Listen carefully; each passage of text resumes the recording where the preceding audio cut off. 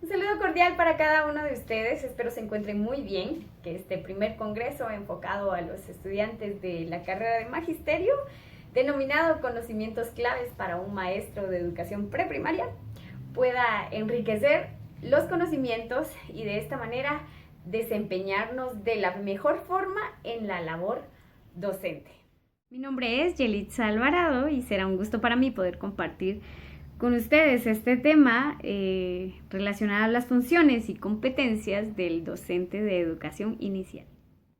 Cuando hablamos de educación inicial, educación infantil o educación preescolar, nos referimos al primer acercamiento de un proceso continuo y permanente de interacciones y relaciones sociales que permiten potenciar las capacidades y desarrollar competencias para la vida del niño o del estudiante. Y para poder lograr dichos aspectos es necesario enfocarnos en las funciones y competencias que el docente tiene que desarrollar durante su labor docente. Iniciaremos viendo las competencias y según el autor Philip Perrenaud, el concepto competencia se refiere a la manera que permite hacer frente y regular adecuadamente un conjunto o familia de tareas o situaciones, haciendo apelación a las nociones, a los conocimientos, a las informaciones, a los procedimientos, los métodos, las técnicas y también a las otras competencias más específicas. Estas competencias se desarrollan en el docente a través de las actitudes y las aptitudes.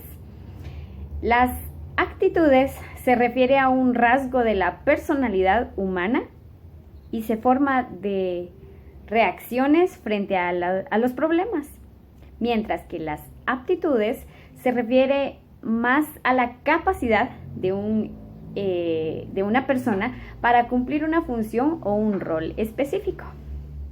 Nos podemos dar cuenta en la imagen, hay diferentes cosas que los maestros o los docentes pueden realizar y que de esa manera pueden demostrar sus actitudes y también las aptitudes para poder desempeñarse de la mejor manera, como por ejemplo el ayudar a los demás, el ser agradecido, el ser puntual, el aprender de los errores, el esforzarse, el tener una actitud positiva, que es muy importante en la labor docente, ser apasionado por lo que realiza. Y algo relacionado a este concepto de ser apasionado, pues podemos encontrar también el que se tenga una vocación, la vocación para poder desempeñar esta labor, que es muy importante.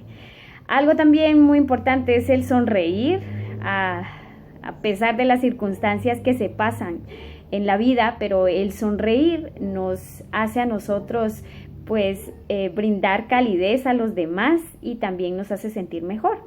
Aprender de los demás, que considero que el maestro no es una persona que se las sabe todas, sino que es un proceso de aprendizaje también el que se tiene.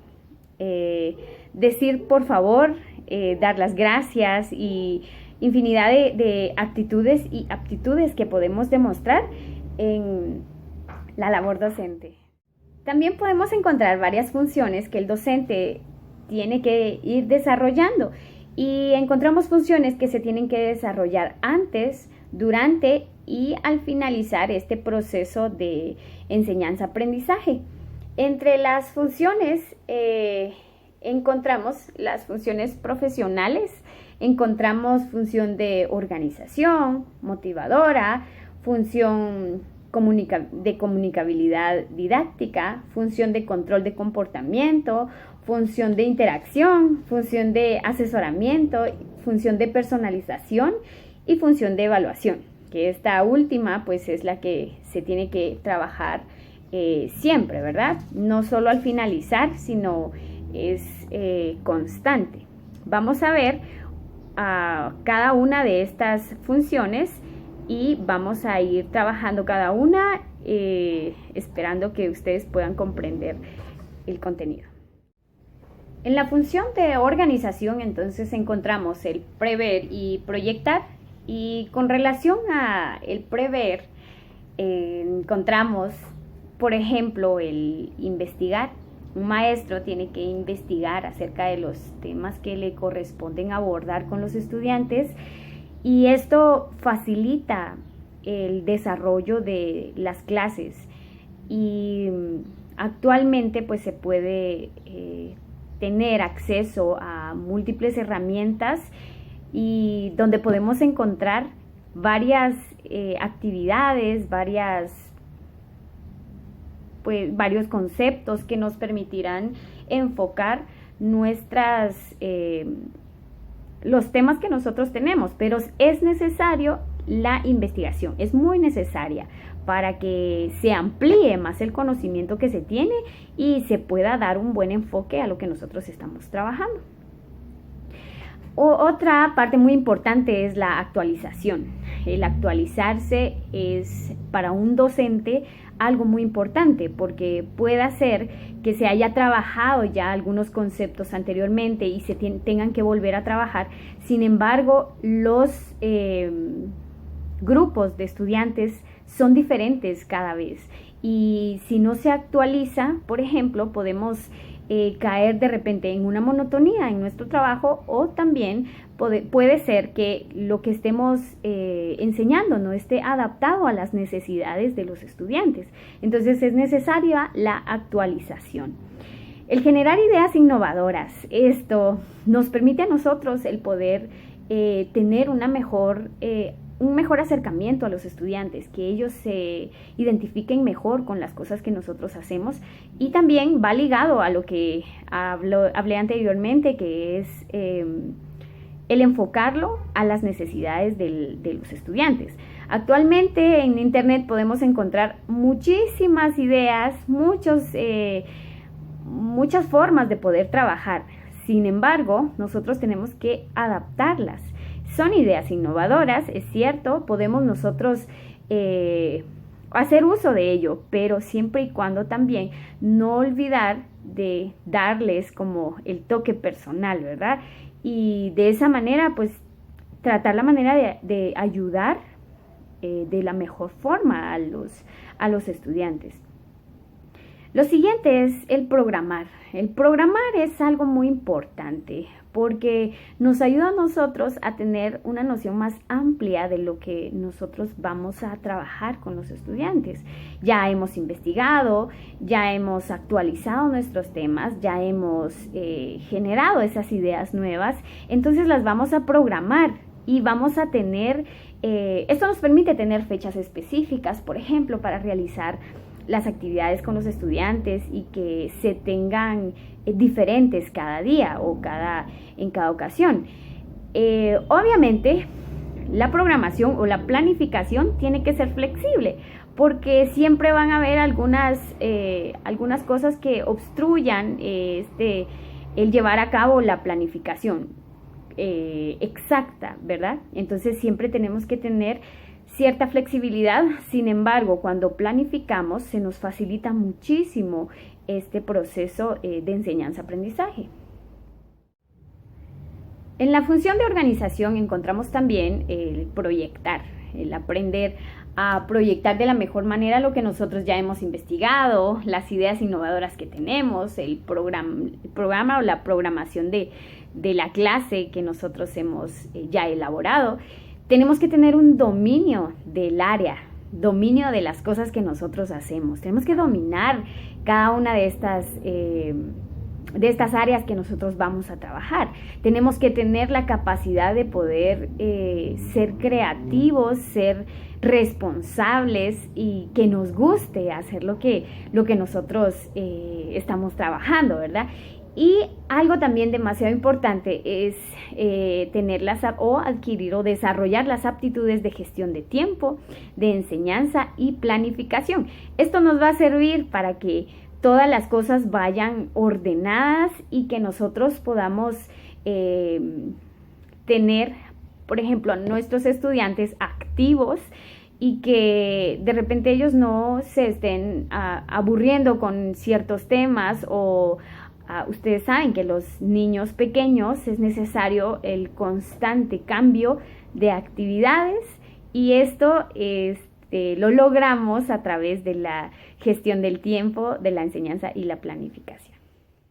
Otra de las funciones importantes que debe desempeñar un docente es la función motivadora o la función de motivar. Pero antes de poder desempeñarla en los estudiantes, tiene que realizarse una motivación interna.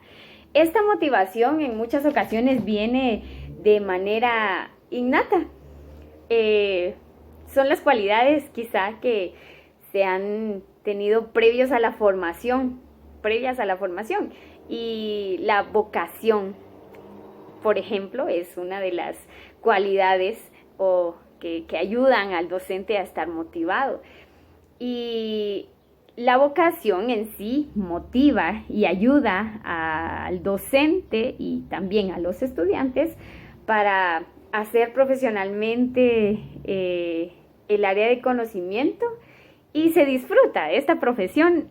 Si uno está motivado, si uno tiene la vocación, se disfruta y se pueden realizar diferentes formas de poder motivar al estudiante al llegar al centro educativo. El recibir a nuestros estudiantes con una sonrisa, con un gesto de amabilidad, con alguna palabra que los motive, por ejemplo, el decirle a algún niño campeón, eso lo motiva muchísimo. En alguna ocasión yo tuve una experiencia con un niño que se le dificultaba mucho el entorchar papel, entonces se frustraba, pero no era porque no lo podía hacer, sino en realidad no lo quería hacer y él quería que todos se lo hicieran los demás o la maestra, por así decirlo. Entonces, en algún momento yo le dije, bueno, tú eres un campeón, tú puedes hacerlo y hoy te vas a convertir en un superhéroe. Y él le dije que se pusiera en una postura de superhéroe. Y fíjense qué cambio bastante grande el que tuvo este niño, porque los niños pequeños en esa etapa de la edad preescolar, ellos captan todo lo que uno les dice y van formando esos conceptos en su mente. Y si uno, por ejemplo, da palabras agradables a ese niño y palabras que lo motiven a él, van a tomar ellos eso y lo van a hacer propio y eso les va a ayudar a poder realizar de la mejor manera las actividades. Obviamente tiene que haber una motivación de parte del docente con herramientas que ellos puedan utilizar, con herramientas que ellos puedan manejar. En la imagen nosotros podemos ver que el niño a través de la sombra está realizando un dibujo y está elaborándolo fácil, elaborándolo de una manera creativa y está motivado porque son quizá figuras que a él les llama la atención.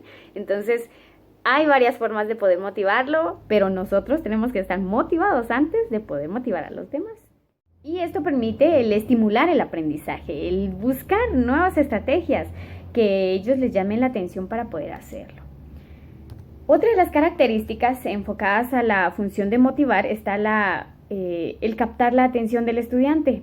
Cuando uno logra captar la atención, uno va a tener un mejor desarrollo en los niños, pero eso no va a depender simplemente del poder decirle el nombre al niño y que ya lo voltee a ver a uno, no, sino uno tiene que tener estrategias, uno tiene que tener esa forma de poder hablarle a ellos. En muchas ocasiones hay que bajar el tono de voz, hay que subir el tono de voz, no regañando, sino tratando de llamar la atención y tratar la manera de que las maneras en las que yo estoy presentando los temas, por ejemplo, puedan atraer la atención de ellos a través de los colores, a través de los dibujos, a través de las formas, a través de la lectura, que es algo muy importante, y que de esa manera ellos puedan saber hacia dónde prestar atención en cada momento. La atención los niños no la pierden, simplemente la desvían.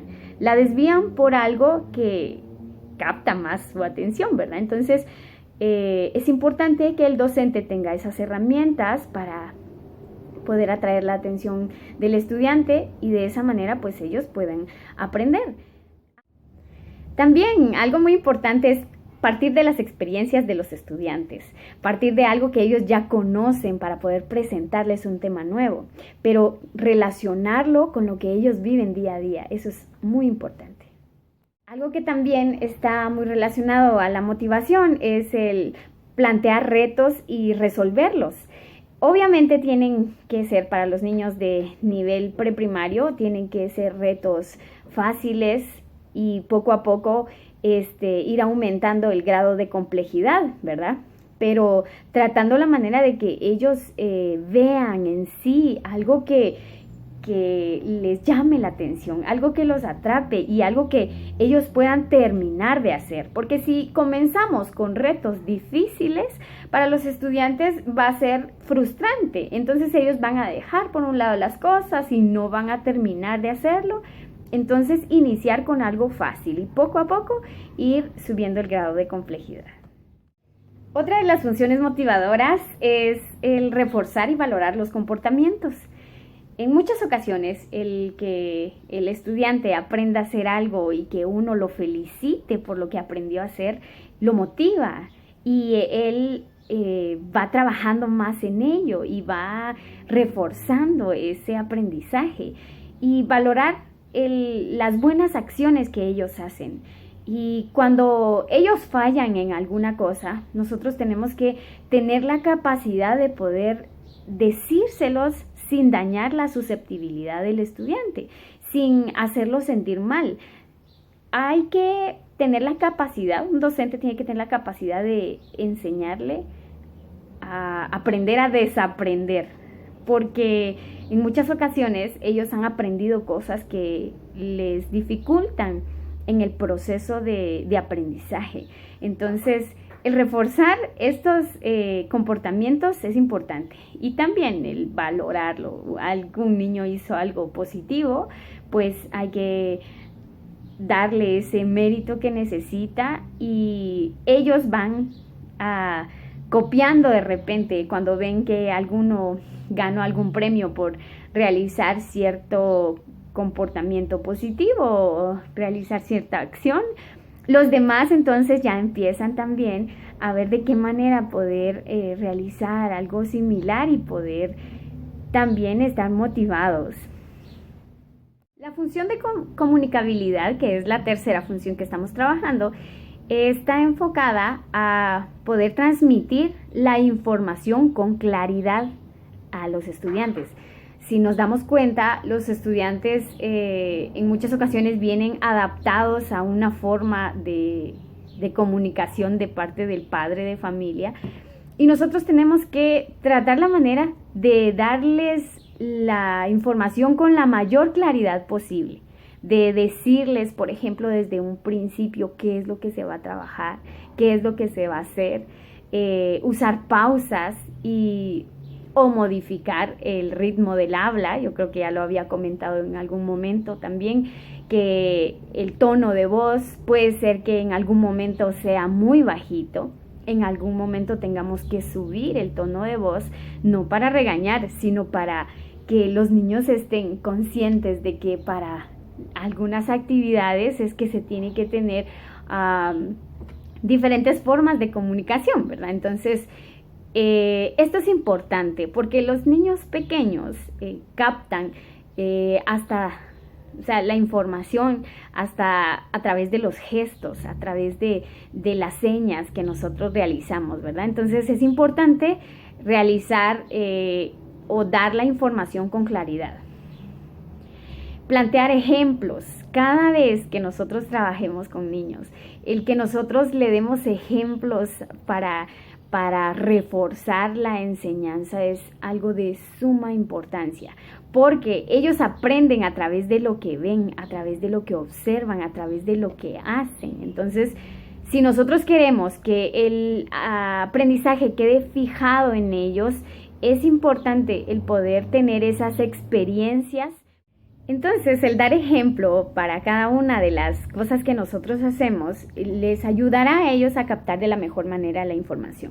El estructurar la información, el darla de una manera ordenada para que ellos también, para que a ellos se les facilite la comprensión de lo que nosotros estamos diciendo. Por ejemplo, al inicio de clase se da a conocer un decálogo de las actividades que se tienen que hacer, pero obviamente los niños son pequeños, entonces ellos van a aprender más acerca de si en nuestro decálogo hay figuras.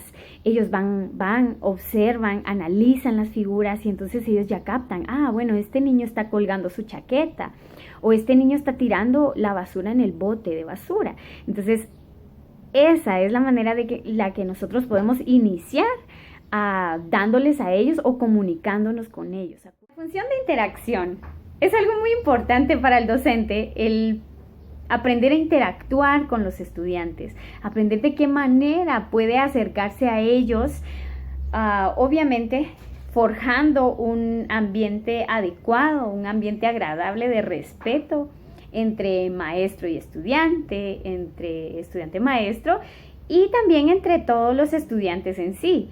Obviamente la interacción conlleva a brindar tiempo para que esto pueda llevarse a cabo, ¿verdad? El tener ese momento de escuchar a los estudiantes, a los niños y que ellos puedan dar su opinión acerca de las cosas, acerca de lo que a ellos les gusta, y el maestro puede también decir, bueno, esto sí pueden hacer, esto no pueden hacer, y tener ese momento de interacción permite al docente que se tenga una mejor comunicación con los estudiantes. Control de comportamiento. Es algo muy importante que el docente debe de dejar claro en el estudiante. Desde el inicio, desde que se tenga el primer acercamiento, se debe dejar claro cuáles son los momentos que se utilizan para jugar, cuáles son los momentos que se utilizan para leer, para cantar, para tener en sí algo con disciplina, y que los estudiantes aprendan a seguir estos lineamientos que el docente va dando cada día. Obviamente, este control de comportamiento también debe estar en el docente. Hay momentos de frustración, momentos de que no sabe qué hacer. Entonces, todos estos aspectos también están enfocados no solo del docente al estudiante, sino también al mismo estudiante. Entonces, se debe tener disciplina en lo que uno realice para que se tenga un mejor orden. La función de personalizar. Sabemos que hay varios niños que aprenden de diferentes maneras y el maestro, el docente debe estar consciente de ello, en que cada uno de los niños aprende en diferente momento, de diferente manera, y pues no tenemos nosotros que estar como exigiendo hasta cierto punto, en algunos casos, ¿verdad?, que tenga que aprender el niño y obligándolo en sí a realizar algunas cosas que al final vayan a frustrarlo, ¿verdad? Tenemos que tomar en cuenta que hay niños con capacidades especiales, hay niños que se les dificulta hacer algunas cosas y que en vez de traerles beneficio, como ya lo mencioné, hacen a que ellos se frustren. Y nosotros tenemos que tener herramientas que permitan que el estudiante pueda aprender de diferentes formas, ¿verdad? En la imagen acá, y la función personalizada se refiere también a estas dificultades, a poder identificar estas dificultades que los estudiantes tienen y trabajar en ello. Por ejemplo, hay personas o estudiantes con dificultades severas de conducta, y aquí se nos menciona en la imagen, dice que son aquellas personas que manifiestan mediante una conducta diferente a la socialmente esperada en un contexto determinado, la cual además es repetitiva y persistente. Se identifica cuando el comportamiento de un alumno o estudiante tiene repercusiones negativas para él y el medio en el que se desarrolla. y esto lo vemos muy constantemente. ¿Cuáles son las causas que lo originan? Los problemas de conducta pueden ser ocasionados por factores socioemocionales, emociones reprimidas, tensión, nervios, etc. También muy exigentes ambientes muy exigentes o permisivos, violentos o limitados para expresarse libremente. Y eso lo podemos notar en varios de los estudiantes que se comportan de cierta manera porque han tenido un trato muy brusco dentro de su entorno familiar. Entonces ellos van y como replican las cosas en el salón de clases. Factores psicológicos también, muchos tienen esos problemas que ya tienen que ser tratados con un profesional. Hay factores genéticos o neurobiológicos que también deben ser tratados con un especialista. Sin embargo, nosotros podemos ir trabajando en ciertos aspectos para mejorar esta conducta. ¿Cuáles son las conductas más frecuentes? Excesiva necesidad de llamar la atención, fuerte inquietud o impaciencia, agresividad e impulsividad, aislamiento o desobediencia, conductas destructivas y ofensivas, resistencia a cumplir con sus obligaciones diarias y entre otras cosas que dificultan muchísimo que el estudiante pueda comportarse de buena manera y que quizá a los profesores les cause indignación, les cause enojo, la manera en la que el estudiante se está comportando. Pero entonces es ahí donde donde podamos crear ese ambiente de interacción y poder conocer qué es lo que le está afectando al estudiante. Quizá no podamos hacer mucho, pero sí podamos escucharlo, podamos identificar esas maneras en la que pues él ha optado por este comportamiento. También podemos encontrar estudiantes con dificultades severas de aprendizaje y que no pueden de repente captar lo que nosotros estamos diciendo, aunque se lo digamos de varias maneras. Esto en varias ocasiones frustra al docente, pero también frustra al niño y nosotros podemos buscar maneras en las que el niño no se sienta frustrado y que también, obviamente, ya cuando son problemas un poco más grandes, pues se tienen que buscar ayuda de profesionales y realizarles adecuaciones curriculares a los estudiantes y que, pues, obviamente siempre van a tener un aprendizaje tal vez más lento que el de los demás, pero esto les va a ayudar a que ellos no se sientan como excluidos de lo que están haciendo. Encontramos también algunas cosas que identifican a los estudiantes con dificultades de aprendizaje. Dice, ¿quiénes son? Aquellas personas con dificultades que se manifiestan al adquirir y desarrollar habilidades para escuchar, poner atención y descifrar un mensaje, leer, escribir y realizar cálculos matemáticos. Están fuera de este concepto los educandos cuya dificultad se debe a una discapacidad o situación ambiental. ¿Cuáles son las causas que le originan? Factores genéticos, puede ser cromosomas recesivos, disfunciones neurobiológicas, también complicaciones durante el embarazo y el parto que haya tenido la madre, la edad de los padres para concebir un hijo. Si los padres ya eran mayores, por ejemplo, puede que esto llegue a afectarles a los niños.